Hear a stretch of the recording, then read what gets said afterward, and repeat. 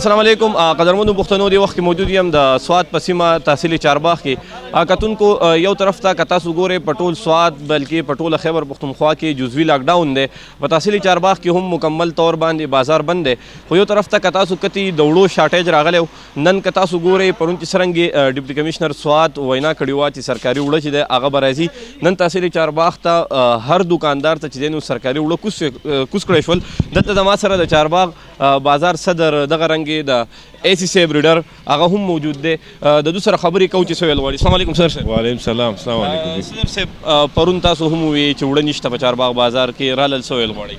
بسم الله الرحمن الرحیم. جی موږ پرون ویلي دا خلک راوتې په دې دکانونو موږ وړه نه وو نو موږ باقاعده په میډیا باندې مو ویلې او په هغې زموږ چارباغ اے سی صاحب ایکشن واخیستو او باقاعده نن تاسو کتی شي دا وړه راغلي دي موږ چارباغ کمه کوټه په ډیلی بیس باندې به 400-500 بورې چارباغ ته راځي 600 او موږ ډېر مشکور یو ډي سي صاحب هم او چارباغ اے سی صاحب ورسره زموږ د چارباغ پولیس او انتظامیه هم لګیا ده او موږ هم لګیا یو دا وبا راولتې ده چې الله د دې نه په موږ باندې خیر وکړي او موږ د دې عذاب نه دمه شو. کتونکو دې وخت کې ما سره د چارباغ بازار نایب صدر هم موجود دی د هغو سره هم خبرې کوو چې څه ویل غواړي. السلام علیکم. وعلیکم السلام. ایس بھائی ډېره زیات شکریه.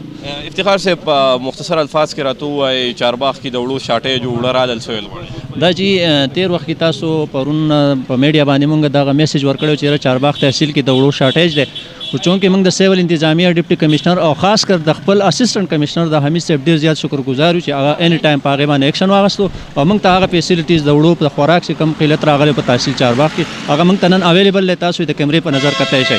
د دې سره سره د کرونا وایرس په وبا باندې کوم چې په ثابته دنیا کې راغلی ده په هغې کې زموږ د سیول انتظامیه ډېر زیات غټ رول دی موږ د هغو هم شکریه ادا کوو چې هغه په خپل څومره کیپیسټي کې د هغو په څومره ریسپانسبلټي کې څومره اکټیویټیز دي هغه لګیا دي خپل ریسپانسبلټي سرته رسوي. زه د هغو زیات شکرګزار. کتونکو څرنګې چې تاسو د چارباغ بازار د صدر د نایب صدر خبرې واورېدې زما په خوا کې دا ولاړه ډاینه دا چې د سرکاري وړه دي باقاعده دا به په 808 روپۍ باندې چې دی نو په بازار کې خرڅېږي په سرکاري ریټ باندې د دې سره سره کتونکو دا وړه به روزانه طور باندې چارباغ ته راځي دکاندارانو سره ومیلاویږي د کومو خلکو ضرورت ته راتلی شي د بازار نه دا وړه چې دی هغه اخیستی شي. د یو بل پروګرام پورې خپل کوربه اسکرم سواتي اجازت راکوئ. د الله په امان.